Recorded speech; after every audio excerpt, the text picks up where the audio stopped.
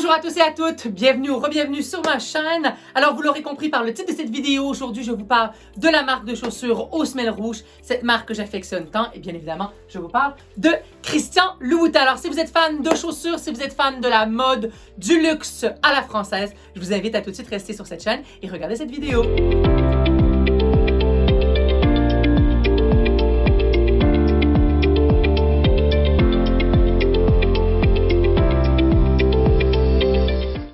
Bienvenue sur cette chaîne. Comme vous le savez, si vous me connaissez, vous savez à quel point je suis fan de la marque aux semelles rouges, à quel point j'aime Christian Louboutin. J'ai la chance de pouvoir en acheter régulièrement. Aujourd'hui, j'ai une belle collection qui commence à grandir de plus en plus. J'ai 138 paires au jour d'aujourd'hui. Alors, rapidement, je vous parle de l'histoire de Christian Louboutin. Alors, Christian Louboutin né à Paris, son père ébéniste, lui donnera le goût du bienfait. Il grandit avec 3 sœurs aînées et il avouera dans une interview avoir appris à 53 ans qu'il n'était pas en fait le fils de son père, mais bel et bien le fils de l'amant de sa mère. Alors, ça n'aura pas empêché effectivement ce drame familial à Christian de créer la marque et de devenir la marque de luxe reconnaissable que l'on connaît aujourd'hui. Et grâce à toutes ces connexions, il a grandi dans les années 80 au milieu des années Palace, fréquenté le gratin, le Gotha de l'époque, Ardisson, Dombasle et tout, qui seront notamment parmi ses premiers clients lorsqu'il lancera sa maison en 91. Il grandit, il évolue dans ce monde de la nuit, du Palace, et Hélène de Mortemart, à l'époque chez Dior, lui dira: écoute, si c'est vraiment ce que tu souhaites faire, tu dois aller dans une entreprise et tu dois apprendre ton métier, le métier de modéliste. Et c'est comme ça que pistonné, il arrivera à Romans-sur-Isère, capitale de la chaussure française et notamment chez Charles Jourdan. C'est l'inventeur du talon aiguille. Donc, d'aller chez Jourdan à l'époque, alors qu'on ne prenait pas de stagiaire, était tout un honneur. Donc, il arrive là pistonné, un peu caractériel. Donc, en fait, l'année d'apprentissage chez Jourdan ne s'est pas très bien passée, mais ça lui aura permis d'apprendre son métier. Il rentre à Paris après cette année d'apprentissage, gravite et fait du freelance pour différentes maisons, notamment Chanel, et il rencontrera son mentor, Roger Vivier, autre créateur de chaussures excessivement connu en France. La marque aujourd'hui a été reprise par Inès de la Fressange, qui l'a un peu dépoussiérée. Suite à cette mission, il quitte l'univers de la chaussure totalement, il met l'univers de la chaussure derrière lui et il focus sur son autre passion, le paysagisme. En 91, grâce notamment à Éric Sédou, qui est un de ses amis, il fonde sa maison, rue de Jean-Jacques Rousseau, où la maison mère est encore aujourd'hui, et il lance la marque Christian Louboutin. Celle qui lancera vraiment à l'international la marque Louboutin, c'est Anna Wintour, bien évidemment, comme bien d'autres marques.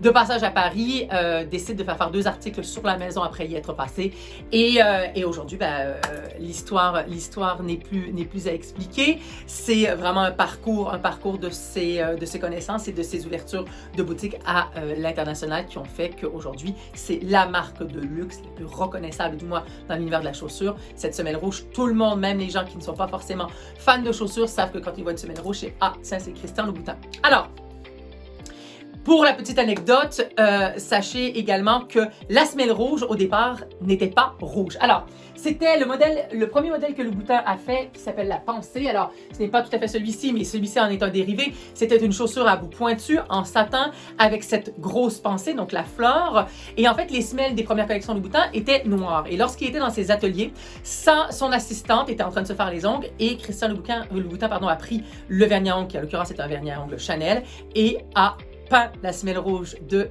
cette chaussure. Et eh bien, c'est comme ça qu'est née la semelle rouge chez Christian Louboutin. On ne peut pas parler de Christian Louboutin sans parler de l'univers fétichiste, puisqu'il le revendique, hein, c'est un univers qui lui plaît, qu'il aime. Et à l'époque, aujourd'hui, certes, on en voit beaucoup plus, mais à l'époque, donc au début des années 90, même 2000, les chausseurs qui faisaient, ou les modélistes qui faisaient des talons de 16 cm ou déjà au-dessus de 12 cm, c'était très, très rare. Mais alors, quand on arrivait effectivement avec des 16 cm, notamment, je vous prends le modèle d'Aphodile, qui est donc cette botte-ci, effectivement, c'est plus de genre de chaussures que l'on verrait dans un sex shop que dans une boutique de luxe. Eh bien, c'est également ce qui a fait la notoriété de Louboutin. Aujourd'hui, ses fans, ses clientes comme moi sont des clientes qui adoreront les chaussures à talons hauts. Donc, c'est vraiment ce qui a créé également la notoriété de la marque. Alors, Si je vous parle de modèle iconique de la maison, le tout premier modèle iconique de chez Louboutin, je vais vous le prendre en vernis ici, c'est le modèle Pigalle, donc talon de 12 cm, et aujourd'hui il existe, il se décline, c'est un essentiel de la collection qui existe toujours. 12 cm, ça c'est la version vernis, avec ce toe box très court, et en fait il a été détrôné au niveau des ventes par le modèle Socate. Donc effectivement vous me direz, quand vous les voyez comme ça, elles se ressemblent énormément. Effectivement 12 cm, ici vous avez le talon qu'on appelle le talon Fifi, modèle Socate en l'honneur de Kate Moss, bien évidemment.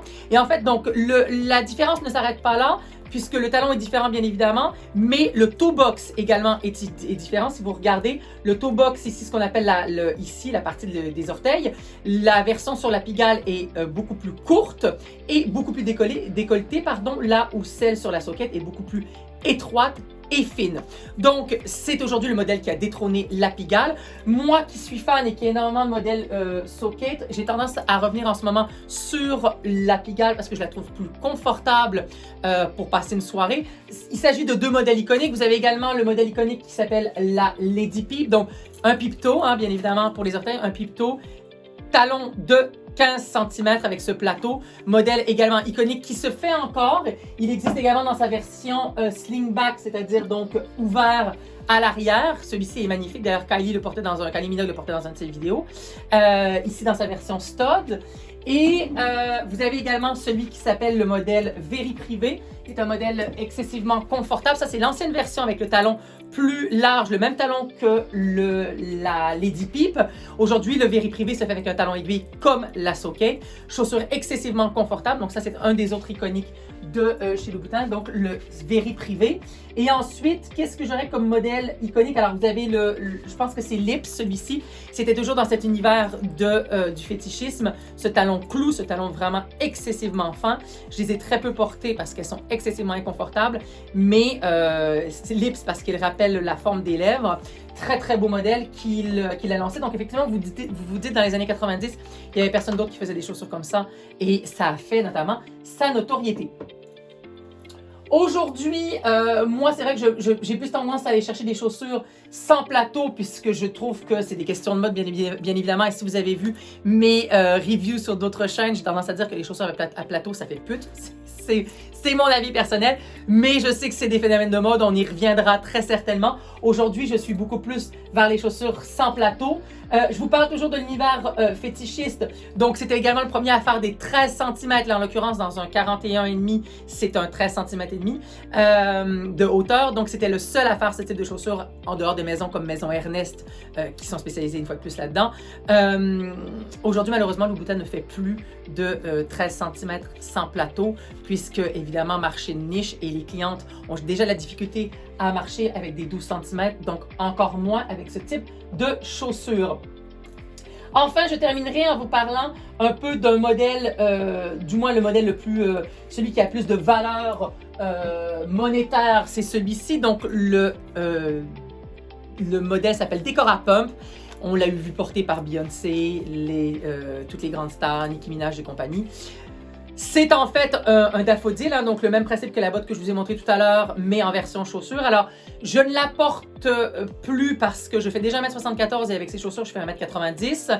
Et parce qu'une fois de plus, question de mode, j'ai moins tendance à les porter puisque je trouve moins actuelles. Et le modèle que j'ai certainement le plus porté de toute ma collection, c'est celui-ci dont je ne connais plus le nom, qui est un T-strap très simple, tout simple, mais alors, en fait, c'est une dentelle brodée. Hein, je l'ai eu refaite ressommelée par la cordonnerie, donc Minuit-7, cordonnerie officielle Louboutin, qui est la seule à faire les patins à l'effigie de Christian Louboutin. J'aurais pu vous le montrer sur une chaussure propre que sur une chaussure sale. Alors, j'évite de les porter parce qu'elles ont déjà été réparées et j'adore cette chaussure. Elle va avec tout, en toutes circonstances. Donc, je continue à acheter sur les sites, en boutique. Et voilà un peu l'univers de ma collection. Je change un peu le display au fur et à mesure de mes envies. Donc, j'espère en tout cas vous avoir donné envie d'en connaître davantage sur Louboutin. Allez en boutique, allez voir les chaussures. Ce sont de vraies pièces de vraies œuvres d'art, je devrais dire. Si vous avez eu l'occasion d'aller voir l'exposition, allez voir l'exposition Christian Louboutin qui est magnifique également. Et n'hésitez pas si vous avez envie de développer une nouvelle collection, de commencer une nouvelle collection, allez sur les sites de revente, c'est déjà une bonne façon de trouver des modèles à moindre prix, de trouver également des modèles qui n'existent plus en boutique. Sur ce, j'espère que cette vidéo vous a plu. Je vous invite à la liker, à la partager, à vous abonner à ma chaîne si vous êtes arrivé ici par hasard. Et sur ce, je vous dis à la semaine prochaine.